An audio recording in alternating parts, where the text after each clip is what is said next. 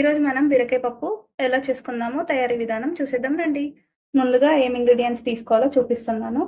First వచ్చేసి జీలకర్ర తీసుకోవాలి, నెక్స్ట్ ఆవాలు, అండ్ నెక్స్ట్ కొత్తిమీర, next curry leaves, ginger garlic paste, next turmeric powder, salt, మిర్చి పౌడర్, ధనియా పౌడర్. బీరకాయలు ఇలా కట్ చేసుకొని పెట్టుకోవాలి. పప్పు ముందుగా మనం నానబెట్టుకొని పెట్టుకోవాలి. తర్వాత ఇలా బాండి పెట్టుకొని ఇది వేడైనాక ఆయిల్ వేసేసుకోవాలి. ఆయిల్ వేడయ్యాక జీలకర్ర వేసుకోవాలి, తగినంత ఆవాలు, మిర్చి వేసుకోవాలి, నెక్స్ట్ ఆనియన్స్ వేసుకోవాలి.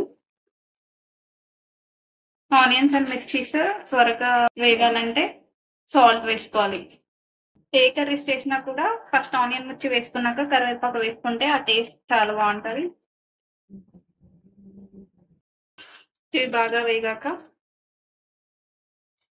అల్లం వేసుకోవాలి. అల్లం వేగాక పసుపు వేసుకోవాలి. నెక్స్ట్ పప్పు వేసుకోవాలి. ఇలా పప్పు వేసుకొని కలపాలి. ఇలా పప్పు వేడయ్యాక బీరకాయ వేసేసుకోవాలి.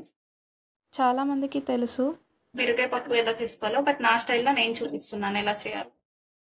ఇలా ఒక 5 minutes మూత పెట్టేసుకోవాలి.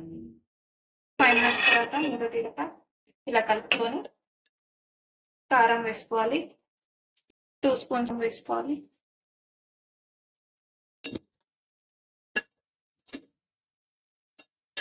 కారం వేసాక కాసేపు బీరకాయ ఉడికాక లాస్ట్ ఎండింగ్ లో ధనియా పౌడర్ వేసేసుకోవాలి. లాస్ట్ కి కొరియాండర్ లీవ్స్ ఇలా గార్నిష్ చేసుకోవాలి. చూసారు కదా అండి, నా బీరకాయ పప్పు రెడీ అయిపోయింది.